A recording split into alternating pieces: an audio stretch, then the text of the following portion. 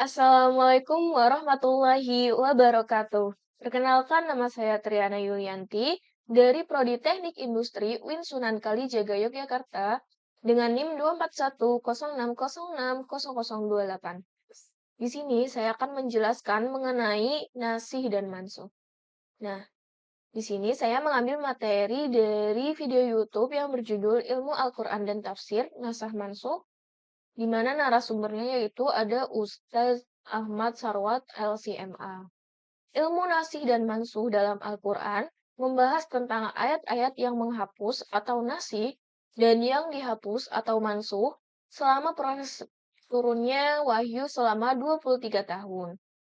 Nah, nasih termasuk isim fa'il yang diartikan sesuatu yang membatalkan, menghapus, memindahkan, dan memalingkan. Sedangkan mansuh yang termasuk isim maf'ul adalah sesuatu yang dibatalkan, dihapus, dipindahkan, diganti, dan dipalingkan. Kajian ini bertujuan untuk memperdalam pemahaman umat terhadap ilmu Al-Quran dan tafsir, khususnya terkait perubahan hukum dalam syariat Islam. Kemudian, apa itu nasih dan mansuh? Nah, nasih adalah ayat yang menghapus hukum ayat sebelumnya, sedangkan mansuh adalah ayat yang dihapus hukumnya oleh ayat nasih. Proses ini terjadi secara bertahap dan bertujuan menyempurnakan syariat Islam sesuai perkembangan waktu dan kondisi masyarakat. Nah, hukum yang dihapus bisa berupa perintah, larangan, atau ketentuan hukum lain, misalnya perubahan kewajiban sholat malam, perubahan hukum halal dan haram, dan lain sebagainya.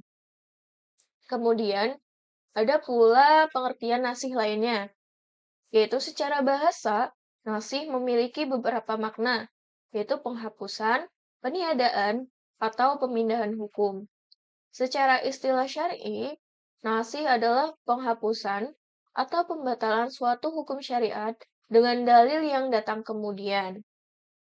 Penetapan nasih dan mansuh adalah hak Allah dan diketahui melalui wahyu dan penjelasan Rasulullah SAW.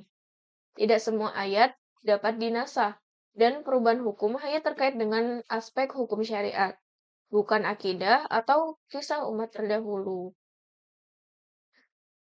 Kemudian, dalam video YouTube ini juga menjelaskan pembagian jenis nasih dan mansuh. Nah, nasih dan mansuh dibagi menjadi 3 kelompok utama.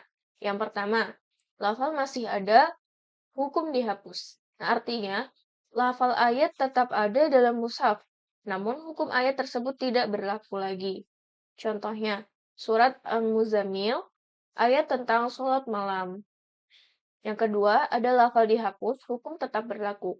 Artinya, lafal ayat tidak ada lagi, tetapi hukum dari ayat itu tetap berlaku. Contohnya, ayat rajam atau hukuman cambuk dengan rajam.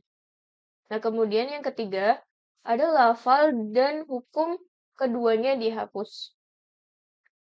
Nah, artinya ayat dan hukum dihapus bersamaan. Nah, biasanya digantikan oleh ayat lain. Contohnya, ayat tentang 10 kali penyusuan menjadi 5 kali penyusuan. Nah, kemudian dalam video ini juga menjelaskan bahwa terdapat perbedaan pendapat ulama dalam mengenai jumlah ayat. Nah, jumlah ayat yang dinasah berbeda menurut ulama, mulai dari 5 sampai lebih dari 200 ayat. Perbedaan ini muncul karena metode ijtihad dan konfirmasi dari riwayat dan hadis. Tidak ada teks Al-Quran yang secara eksplisit menyebutkan ayat mana yang dinasah. Hal ini diketahui melalui penjelasan Rasulullah SAW dan para sahabat. Ada 3 pandangan utama. Yang pertama, menolak total adanya nasih dan mansuh. Nah, biasanya ini ada di golongan kaum Yahudi. Nah, yang kedua yaitu menganggap hampir semua ayat bisa dinasah. Nah, biasanya itu dari golongan ekstrim seperti sebagian kelompok Rafidhah. Nah, yang ketiga ada pendapat moderat yang mengakui adanya nasih dan mansuh dengan syarat dan protokol tertentu. Nah, biasanya ini dari golongan jumhur ulama. Perbedaan ini penting dan wajar dalam ilmu fikih dan tafsir, dan harus diterima sebagai bagian dari dinamika keilmuan. Nah, kemudian bagaimana caranya mengetahui nasi dan mansuh? Nah, sumber utama adalah dari wahyu Allah melalui Rasulullah SAW. Nah, di sini yang dijelaskan ada 3 metode. Yang pertama, penjelasan tegas Rasulullah SAW yang menyatakan suatu ayat sudah dihapus. Nah, yang kedua, perbuatan Rasulullah SAW yang mengindikasikan adanya perubahan hukum meskipun tidak secara verbal menyebutkan. Yang ketiga yaitu penafsiran para sahabat dan ulama berdasarkan hadis dan konteks sejarah. Tidak boleh mengarang sendiri tanpa dasar riwayat yang sahih. Nah, kemudian apa implikasi dalam praktik keagamaan dan kehidupan? Nah, nasikh wal mansuh hanya berlaku pada aspek hukum syariat, bukan akidah atau prinsip-prinsip pokok ajaran Islam. Nah, kemudian hukum yang sudah dinasah tidak boleh lagi dijadikan dasar dalam beribadah. Yang ketiga, perubahan hukum menunjukkan kelembutan dan kemudahan dalam syariat, menyesuaikan kemampuan umat. Kemudian, apa sih hikmah nasikh wal mansuh? Nah, adanya nasikh dan mansuh ini menunjukkan bahwa syariat Islam diturunkan secara bertahap sesuai perkembangan umat. Hal ini juga menjadi ujian keimanan bagi umat Islam serta menunjukkan kesempurnaan Allah SWT dalam menetapkan hukum yang penuh hikmah dan kemudahan. Nah, jadi apa sih kesimpulan dari ringkasan-ringkasan tadi itu? Nah, mungkin bisa disimpulkan menjadi beberapa poin. Yang pertama, nasikh wal mansuh adalah bagian penting dari ilmu Al-Quran yang menjelaskan perubahan hukum dalam syariat Islam.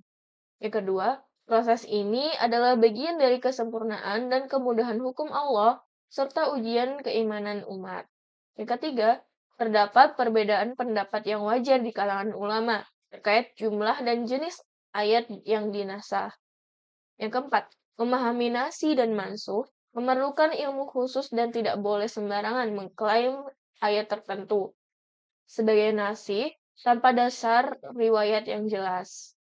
Nah, yang terakhir yaitu kajian ini mendorong peningkatan literasi keagamaan yang berbasis ilmu dan referensi terpercaya. Nah, mungkin sekian yang dapat saya sampaikan. Kurang lebihnya mohon maaf. Wassalamualaikum warahmatullahi wabarakatuh.